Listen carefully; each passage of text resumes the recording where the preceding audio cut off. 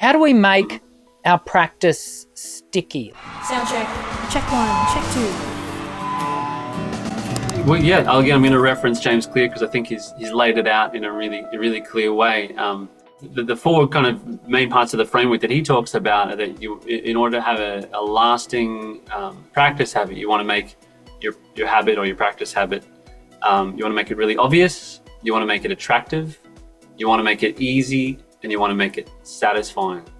So the first one of those is obvious. You know, if you're wanting to practice every day, but your microphone and your sheet music and all the things that you use to practice are hidden away, then it's not going to be so obvious. So designing your space, if you practice in your home office or your living room, you might set those things up the night before so that when you wake up, there it is. You see everything that you need to practice.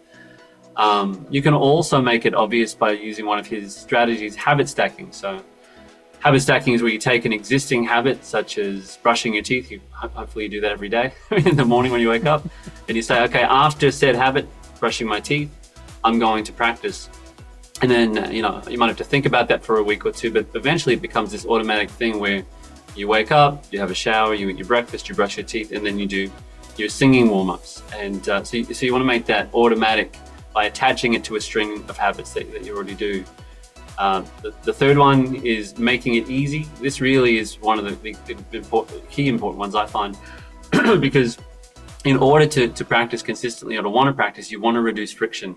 Life is so busy and has so many distractions that we have to be really intentional, I think, deliberate about not just what we do in practice itself, but just getting to the practice space to show up. So I think time is probably one of the big friction points for a lot of people. Yes. And so I love his 2-minute rule. He says the 2-minute rule is where you take whatever the habit, in our case, singing practice, and you boil it down to the 2-minute version. And when I tell students that, they laugh, they go, that's ridiculous. To practice for 2 minutes, what's the point? And James Clear's point is that if you show up and you can get really good at showing up to 2 minutes of practice, maybe 4 or 5 or 6 days a week, and you can do that for 2 or 3 weeks with only missing 1 or 2 sessions, then what you're doing is you're getting good at mastering the art of showing up to practice, which then ultimately, even sooner than a month, hopefully you're scaling that up to maybe 3 minutes or 5 minutes. But ultimately you're going to scale that up to something that you're probably going to see more significant changes in. But you can't really optimize a practice habit that doesn't exist. So the key is to establish it first. Yeah. And so one of the other big things they can change to make it easy is to time their practice, ideally when not many people are in the house or no one's in the home.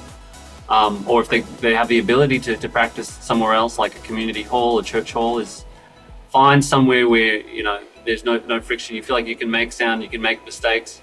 And like you said with the gym, somewhere maybe that's on the way home from work so you're not having to drive out of your way. You want to be strategic with these things so that there's as little barrier to entry as possible. Yeah, absolutely.